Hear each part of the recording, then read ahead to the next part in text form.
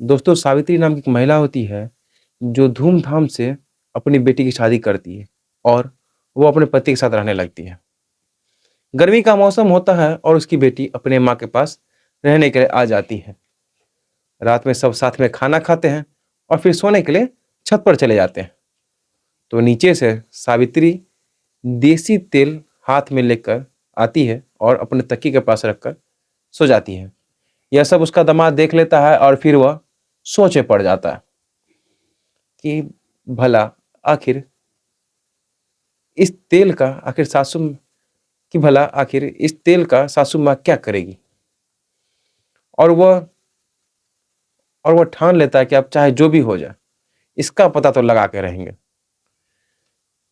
लेकिन 5 दिन बाद जब दामाद को पता चलता है, तो उसके पैरों तले ज़मीन खिसक जाती है और वह सोच में पड़ जाता है कि 45 साल की औरत आखिर ऐसा कैसे कर सकती है? दरअसल ये कहानी बिहार के एक छोटे से गाँव की है, जहाँ सावित्री अपने पति और बेटी अंजलि के साथ रहती थी। सावित्री के पति का बीमारी के कारण उसका मौत हो जाता है। उस वक़्त अंजलि सिर्फ़ 5 साल की होती है। सावित्री पे दुखों का पहाड़ टूट चुका था, लेकिन उसके पति का अच्छा कारोबार होता है और उसके पास ज़मीन, जायदाद और पैसा खूब होता है। तो सावित्री भी अंजलि को खूब पढ़ाती है और पढ़ते-पढ़ते अंजलि की उम्र भी 20 साल हो जाती है। अब सावित्री को अंजलि की शादी की चिंता सताने लगती है। तो सावित्री अंजलि की शादी बगल के गाँव में कर देती है। अंजलि के पति का अच्छा खासा नौकरी होता है, तो वो अपनी पत्नी को लेकर शहर में ही रहने लगता है। गर्मी का छुट्टी होता है, तो अंजलि अपने पति को लेकर अपने माँ के पास रहने आ जाती है। रात में सब खाना खाते हैं और सोने चले जाते हैं। ऐसा 3 दिन तक होता है। तो अगली रात जब सब खाना खा रहे होते हैं, तो उस दिन कुछ ज़्यादा गर्मी होती है। तो सावित्री का दामाद कहता है कि आज हम लोग भी आपके साथ छत पर सोएंगे। तो सावित्री कहती है, ठीक है, कोई बात नहीं, आज सब आदमी साथ में छत पे सोएंगे। जब सब छत पे सोने के लिए जाते हैं, तब नीचे से सावित्री हाथ में तेल लेकर आती है और अपने तकिए के पास रखकर सो जाती है। ऐसा देखकर उसका दामाद सोचने लगता है कि आखिर इस तेल का सासू माँ को क्या काम। वह सोचने लगता है और ठान लेता है कि कुछ भी हो जाए, इस बात का तो पता लगा के रहेंगे कि इस तेल से सासू माँ क्या करती है। ऐसे ही 6 दिन बीत जाती हैं। तो अगली रात खूब गर्मी होती है, जिसके कारण उसके दामाद को नींद नहीं आ रहा होता। तो वह करवट बदलते रहता है। तो रात के 12 बजे सावित्री उठती है और तेल का डब्बा लेकर सुनसान रास्ते पर निकल जाती है।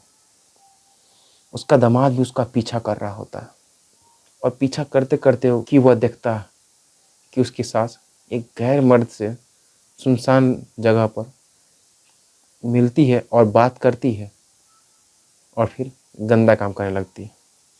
वो दोनों 1 घंटा तक गंदा काम करते हैं। उसका दामाद ये सब देख रहा होता है। अब सावित्री अपने घर आने लगती है, तो उसका दामाद उससे पहले घर पर पहुंच जाता है और चारपाई पर जाकर सो जाता है। अब उसके दामाद का होश उड़ जाता है। अब वो अपने सास को बताए भी तो कैसे बताए कि वो अपने सास का पूरा सच्चाई जानता है। अब वो सोचने लगता है, उसे नींद भी आने लगती है। तब अगली रात भी सेम इसी तरह से सावित्री 12 बजे उठती है और तेल का डब्बा लेकर जाती है, अपने प्रेमी से मिलती है और कुछ देर बात करने के बाद दोनों संबंध बनाते हैं। इस बार पूरे 2 घंटे तक संबंध बनाते हैं और उसका दामाद ये सारा खेल देख रहा होता है। फिर सावित्री जैसे ही घर आने लगती है, उसका दामाद पहले ही घर पर आ जाता है और चारपाई पे सोने का नाटक करने लगता है। वो आखिर सोचने लगता है कि आखिर उससे क्यों मिलती है। वो आखिर सोचने पड़ जाता है कि आखिर उसका सास ऐसा क्यों कर रही है और इस तेल के डब्बे का क्या काम। तो उसका दामाद सोचता है कि अब चाहे जो हो जाए, अब तो सासू माँ से पूछ के ही रहूँगा कि आखिर वो जाती है तो इस तेल के डब्बे का क्या काम पड़ता। तो अगली रात जैसे ही 12 बजे उसकी सास सावित्री तेल का डब्बा उठाकर जाने लगती है, तो उसका दामाद भी पीछा करने लगता है। अब उसकी सास सावित्री अब सावित्री जैसे ही उस मर्द से मिलती है, कुछ देर बात करती है और फिर दोनों गंदा काम करने लगते हैं।